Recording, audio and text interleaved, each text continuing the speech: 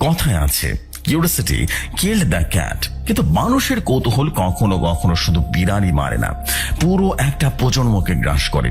আমরা অনেকেই অনেক সময় রাস্তায় পুরনো জিনিসের প্রতি বা জিনিসপত্রের দোকানে বা বাড়ির আড়াইতে এমন কিছু জিনিস পেয়ে যায় যা আমাদের নয়, কিন্তু কে মনে করে, কে ভাবে যে এটা মনিন ডায়েরি বা একটা মনিন ডায়েরি পুরো পরিবারকে শেষ করে দিতে পারে। আসসালামু আলাইকুম প্রিয় জেফসি ভাই এবং শ্রোতাবিন্দু, আশা করি সবাই ভালো আছেন।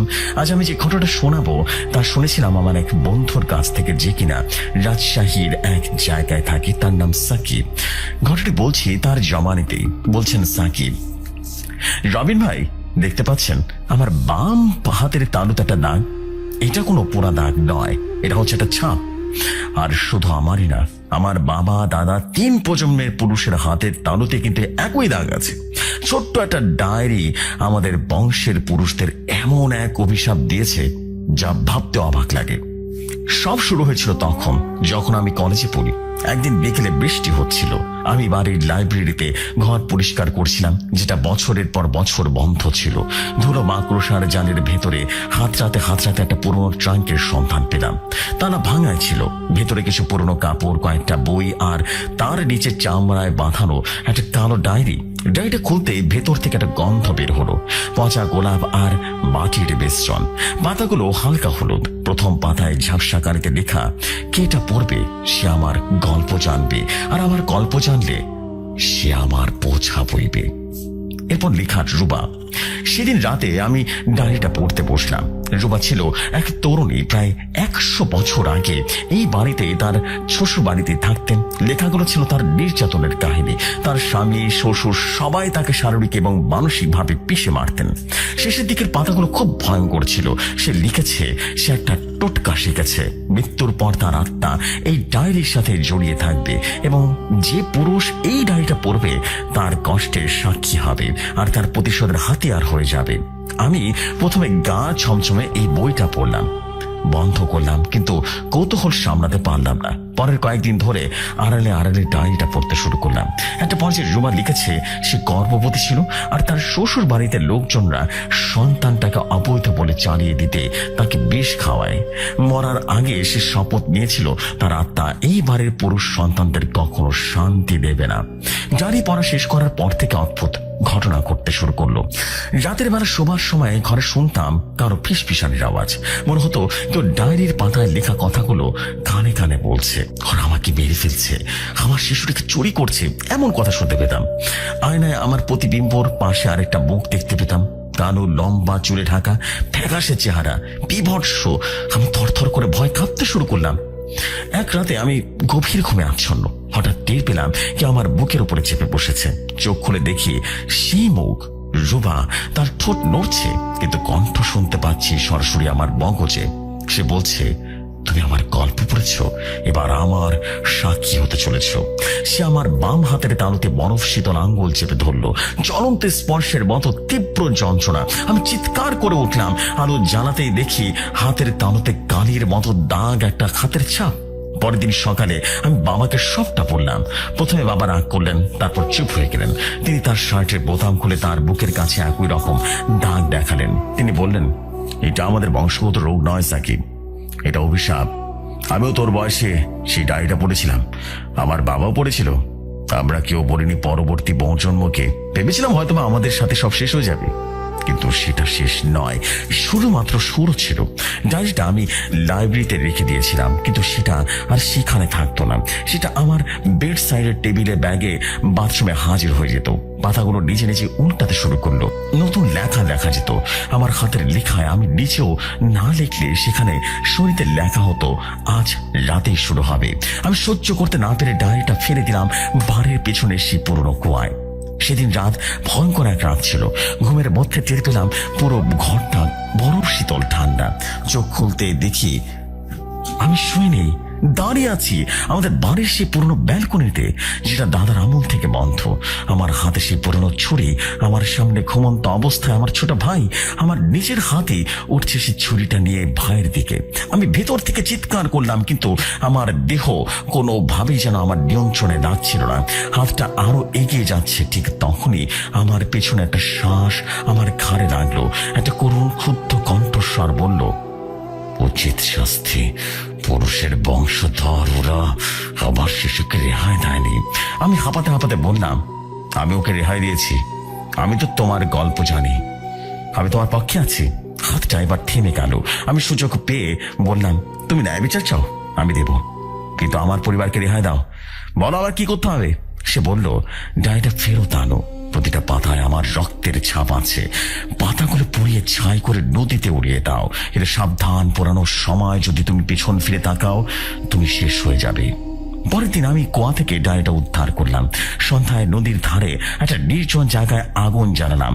একে একে ডায়েরির পাতা ছিঁড়ে আগুনে ফেলে দিতে লাগলাম। প্রতিটি পাতায় আগুন লাগা মাত্রই একটা তীক্ষ্ণ চিৎকারের মতো শব্দ ভেসে আসতে লাগলো। পাতাগুলো পুড়তে লাগলো। আগুনের শিখা নীরব হয়ে যেত, আর ধোঁয়া থেকে গাঢ় লাল রঙের আভা বের হতে শুরু করলো। শেষ পাতায় পুড়িয়ে আমি নিঃশ্বাস ছাড়লাম। তখনই কানে একটা শব্দ শুনতে পেলাম। একটা একজন বলল, ভুলেও ফিরে তাকাবে না। এই কথাটা মনে করছিলাম, কিন্তু আমার সামনে নদীর জালে আগুনের আলোয় আমি দেখলাম প্রতিবিম্ব। আমি একা নই, আমার পেছনে দাঁড়িয়ে আছে রুবা। তার মুখ এবার পরিষ্কার, চোখ দুটো বিষাদের গভীর কুয়োতে ঢাকা।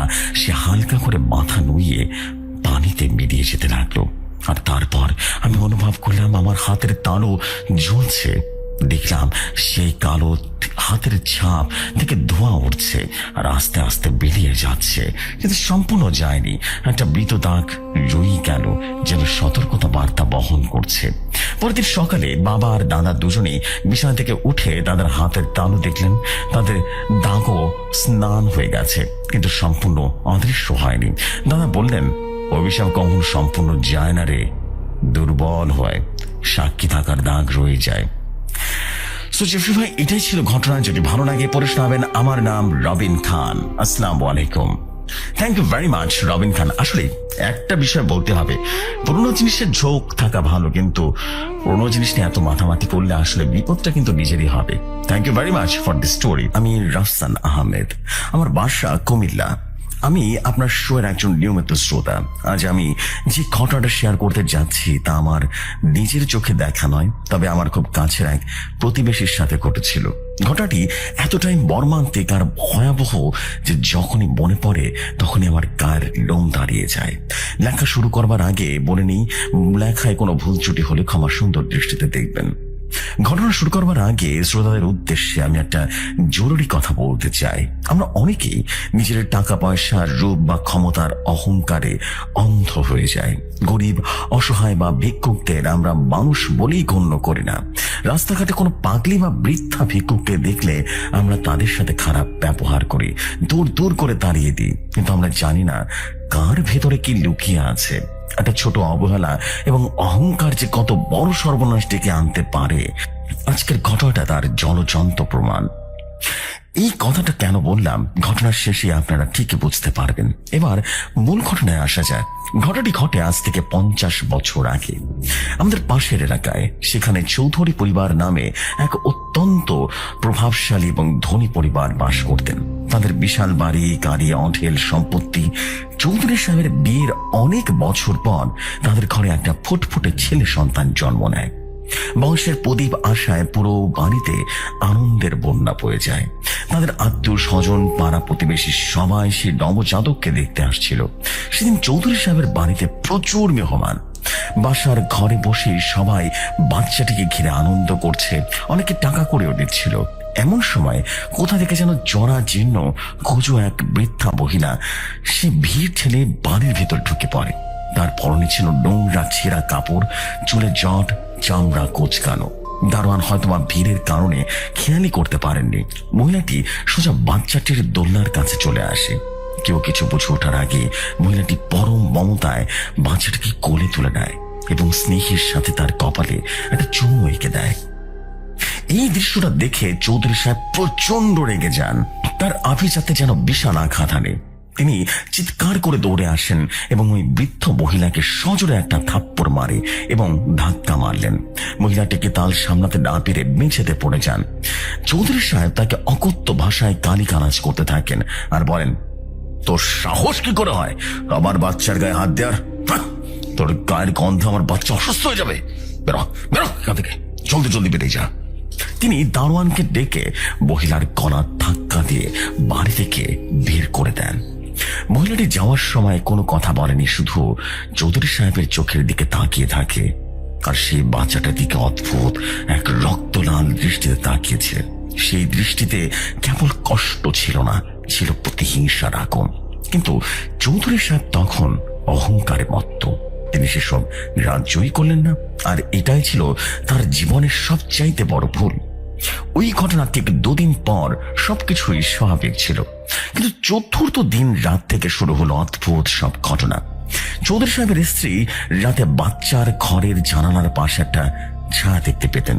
তার মনে হতো কোন এক বৃদ্ধ মহিলা জানালার ওপাশে অন্ধকারে দাঁড়িয়ে এক দৃষ্টিতে বাচ্চাটার দিকে তাকিয়ে আছে। কিন্তু তিনি যখনই জানালার কাছে দেখতে যেতেন, লক্ষ্য করতেন কেউ নেই সেখানে, শুধু জানালার গ্রিলে একটা অদ্ভুত গন্ধ। বাড়ির কাজের লোকেরাও বেশ ভয় পেতে শুরু করলেন। তারা অভিযোগ করতেন বাচ্চার ঘরের পাশ দিয়ে যাওয়ার সময় নাকি কেমন যেন খিরখির খিরখির করে শব্দ পাওয়া যায়। ঘটনার ভয়াবহতা চরমে পৌঁছে যায় 7ম দিন রাতে। চৌধুরী সাহেব ব্যবসার কাজে বাইরে ছিলেন, ফিরতে রাত হয়ে গেল। তিনি বাড়ি ফিরে সোজা বাচ্চার ঘরে যান তাকে দেখবার জন্য। ঘরে ঢুকে তিনি যে দৃশ্যটা দেখলেন তাতে তার পায়ের নিচের মাটি সরে গেল। তিনি দেখলেন তার 7 দিনের শিশুটি দোলনা আর বিছানায় নেই, বরং বিছানা থেকে প্রায় 3 হাত উপরে শূন্যে ভাসছে। বাচ্চাটির কোনো নড়াচড়া নেই, চোখ দুটো স্থির হয়ে উপরের দিকে তাকানো, যেন অদৃশ্য কোনো শক্তি তাকে গ্রাস করেছে। এই অলৌকিক এবং ভয়াবহ দৃশ্য দেখে চৌধুরী সাহেব আর দেরি করেননি। তিনি বুঝতে পারলেন এইটা কোনো সাধারণ বিষয় নয়। তিনি তৎক্ষণাৎ গাড়ি নিয়ে এলাকার সবচেয়ে বড় এবং সিদ্ধ সস্থস্থ এক কবিরাজকে ডেকে আনতে চলে গেলেন। রাত তখন প্রায় 2:30। চৌধুরী সাহেব কবিরাজকে নিয়ে হন্তদন্ত করে বাড়ি ফেরেন। সারা বাড়ি তখন নিস্তব্ধ, কিন্তু বাচ্চাটির ঘর থেকে এক অদ্ভুত চপচপ চপচপ আওয়াজ আসছিল, যেন খুব আয়েশ করে কিছুটা চিবিয়ে খাচ্ছে। চৌধুরী সাহেব আর কবিরাজ দৌড়ে বাচ্চার ঘরে ঢোকেন। দরজার সামনে ফাঁক করা ছিল। কবিরাজ ইশারা করে চৌধুরী সাহেবকে শব্দ করতে বারণ করলেন। দরজার ফাঁক দিয়ে ভেতরে উকি দিলেন। ভেতরের দৃশ্যটা দেখে সাহসী কবিরাজও বেশ শিউরে উঠলেন। জানালা দিয়ে আসা চাঁদের আলোয় দেখা যাচ্ছিল সেই বৃদ্ধা মহিলা ঘরের মেঝের উপরে বসে আছে, কিন্তু তার রূপ সম্পূর্ণ মানুষের মতো নয়। তার শরীরের উপরের অংশটা, অর্থাৎ মাথা থেকে কোমর পর্যন্ত কুচো বৃদ্ধ মহিলার, আর নিচে ঠিক যেন কুমিরের মতো রেপ্টিলিয়ান একটা ফিগার, বিশাল কুৎসিত একটা কুমিরের মতো। তার শরীর থেকে অসহ্য বিভৎস আলকাতরার মতো কালো কালো কিছু একটা পড়ছে। আর সবচেয়ে হৃদয় বিদারক এবং পৈশাচিক দৃশ্যটা হলো সে দানবী মহিলা বা সে রাক্ষস চৌধুরী সাহেবের সে ফুটফুটে শিশুটিকে 2 হাত ধরে পৈশাচিক আক্রোশে চিবিয়ে চিবিয়ে খাচ্ছে। বাচ্চাটির মাথা তখন তার মুখের ভেতরে, বাচ্চাটির ছিন্ন হয়ে যা মাথা তার মুখের বাইরে ঝুলছে, আর দানবী হাড় জীবাণুর মটমট শব্দ করে নিজের ক্ষুধা মেটাচ্ছে। বেচের অনেকটা রক্তে ভেসে যাচ্ছে। কবিরাজ সাহেব এই দৃশ্য সহ্য করতে না পেরে বিকট চিৎকার করে ওঠেন। নিজের ঝুড়ি থেকে বঞ্চপনা সরিষা ধুলো বের করে ছুড়ে মারেন। কবিরাজের উপস্থিতি টের পেয়ে সেই বিভৎস রাক্ষস জানালার দিকে তাকায়। তার চোখ দুটো জ্বলন্ত অঙ্গারের মতো জ্বলছিল। সে এক মুহূর্ত সময় নষ্ট না করে জানালার সামনে সে লোহার গ্রিলগুলোতে 2 হাত বাঁকিয়ে দেয় এবং এক লাফ দিয়ে অন্ধকারে মিলিয়ে যায়। ঘরের মেঝেতে পড়ে থাকে শিশুটির ছিন্ন বিচ্ছিন্ন দেহ। চৌধুরী সাহেব সেই দৃশ্যটা দেখে ওখানে জ্ঞান হারিয়ে ফেলেন। তার স্ত্রী এরপর পাগল হয়ে যায়। পরে জ্ঞান ফিরলে কবিরাজ সাহেব জানান ওই বৃদ্ধা কোনো সাধারণ মানুষ ছিলেন না। তিনি অত্যন্ত শক্তিশালী এবং প্রতিহিংসা পরায়ণ একজন পিশাচিনী ছিলেন, যে মাঝে মাঝে মানুষের রূপ ধারণ করে লোকালয়ে ঘুরত, কিন্তু ক্ষতি করতো না খুব একটা।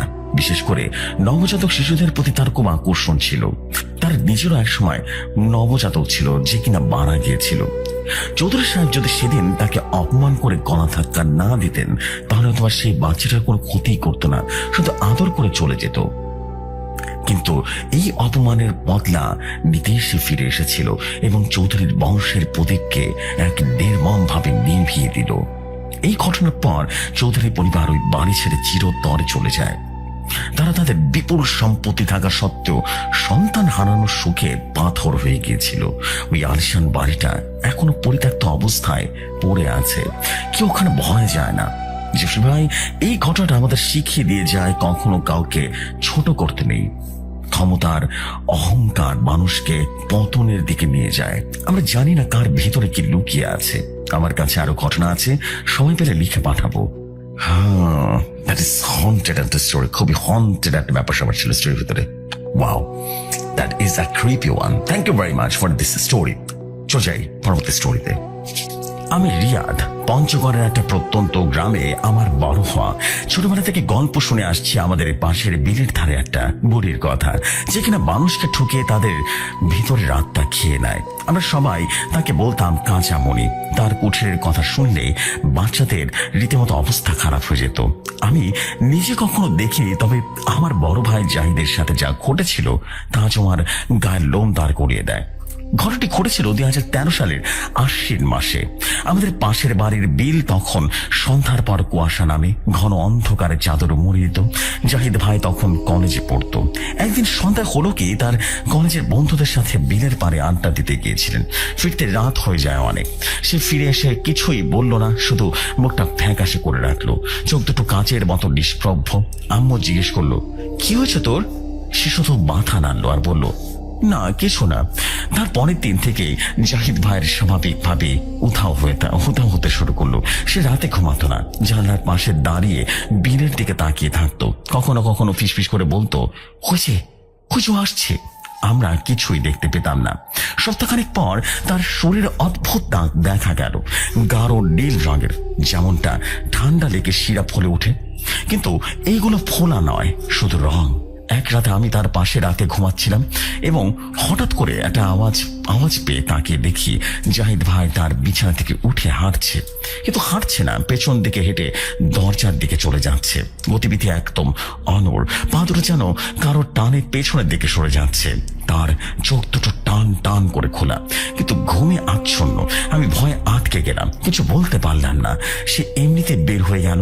আমি দৌড়ে আব্বু আম্মুকে ডাকলাম। আমরা বাইরে এসে দেখি জাহিদ ভাই পেছনের দিকে হেঁটে বিলের দিকে যাচ্ছে। আমরা ছুটে গিয়ে তাকে ধরে ফিরিয়ে আনলাম। তখন সে শুধু জ্ঞান ফিরে পেয়ে কাঁদতে লাগলো। ও বড়ি কাঁচামণি, সে আমায় ডাকছে। সে বলছে আমার রক্তেই তার শেষ ভোগ হবে। পরদিন আমরা স্থানীয় এক পীর সাহেবের কাছে গেলাম। পীর সাহেব জাহিদ ভাইকে দেখে বললেন, একে তো শক্তিশালী জিনে পেয়েছে, কিন্তু সাধারণ কোনো জিন নয়। এরা মানুষের আত্মাকে পুষ্ট করে শেষ করে দিচ্ছে। এর পেছনে কাঁচামণির হাত আছে। তিনি কিছু পানি পরা দিলেন, একটা তাবিজ পরা তার গলায় বরিয়ে দিলেন। সেদিন রাত ছিল ভয়াবহ। রাত 12টার দিকে আমাদের ছাদের উপরে এমন আওয়াজ শুরু হলো যেন কেউ লোহার শিকল টেনে টেনে হেঁটে বেড়াচ্ছে। বাইরে কুয়াশার মধ্যে অস্পষ্ট মানব আকৃতির ছায়া দেখা যাচ্ছে, যারা দরজার কড়া নাড়ছিল। পীর সাহেবের দেওয়া তাবিজ জাহিদ ভাইয়ের গলা থেকে হঠাৎ আপনা আপনি ছিঁড়ে আগুনে জ্বলে ছাই হয়ে গেল। জাহিদ ভাই হঠাৎ চিৎকার করে উঠল, হয়ে আসছে, দেখ না, দেখ, তার হাত শুধু হাড়। আমরা তাকিয়ে দেখি জানালার কাঁচের উপরে একটা শুষ্ক কালো নৌকওয়ালা হাতের ছাপ পরিষ্কার দেখা যাচ্ছিল।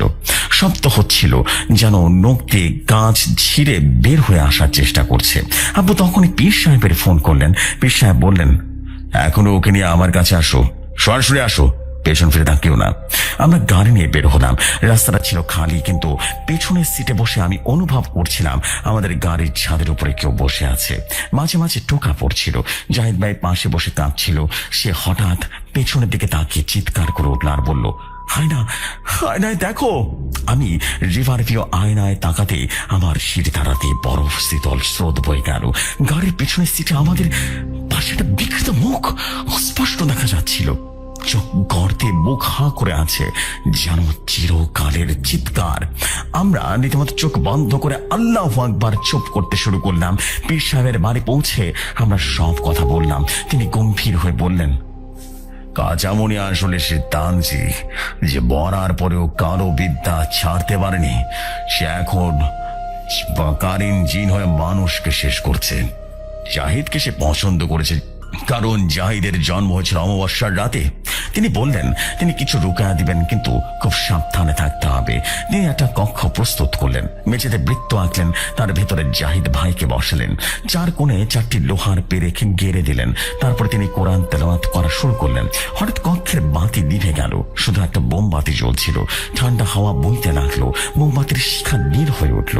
জাহিদ ভাইয়ের কণ্ঠস্বর পরিবর্তিত হয়ে গেল, বিভৎসয় কণ্ঠে বলল, কে তুই? আবার শিকারে কেন বাধা দিতে এসেছিস? রক্ত আমার। জাহিদ ভাইয়ের বুক দিয়ে বিভৎস কীট পতঙ্গ বের হতে শুরু করলো। কালো পিঁপড়া, মাকড়সা তারা বেঁচেতে পুরো ছাই হয়ে যাচ্ছিল। পীর সাহেবের কপালে রীতিমতো ঘাম দেখা দিল। জিকির জোরদার করা শুরু করলো। হঠাৎ জানালার কাঁচ ভেঙে টুকরো টুকরো হয়ে ছাই হয়ে গেল। আর সেই কুঠির বুড়ি এখন দেয়ালের উপরে পোকার মতো হামাগুড়ি দিয়ে ভেতরে প্রবেশ করলো। তার শরীর ছিল শুকনো, চামড়া হাড়ের সাথে লেপ্টে আছে, কিন্তু চোখ দুটো ঝলঝল করছে। সে সরাসরি পীর সাহেবের দিকে ঝাঁপিয়ে পড়ল। পীর সাহেব তখন উচ্চ স্বরে আয়াতুল কুরসি পাঠ করতে শুরু করলেন। মনে হলো অদৃশ্য কোনো শক্তি বুড়িকে রীতিমতো পিছনে ঠেলে দিল। সে গর্জে উঠল। তারপর সে জাহিদ ভাইয়ের দিকে দ্রুত এগিয়ে এলো, তার গলাটা চেপে ধরলো। জাহিদ নীল হয়ে গেল। পীর সাহেব তখন শেষ চেষ্টাটা করলেন। তিনি একটা ছোট্ট বোতল থেকে তরল কিছু ছিটিয়ে দিলেন বুড়ির দিকে। সে তরল পোড়া মাত্রই বুড়ির গায়ে আগুন ধরে গেল, কিন্তু আগুনের সেটা পড়ল না। সে যেন আরো রাগান্বিত হয়ে গেল। সেই মুহূর্তে পীর সাহেবের মুখ থেকে অন্য এক গম্ভীর শক্তিশালী কণ্ঠস্বর বেরিয়ে এলো। এটা ছিল তার সাহায্যকারী রুহানি শক্তি। সে বলল, খবরদার, আল্লাহর নামে আজ তোমাকে বন্দী করব।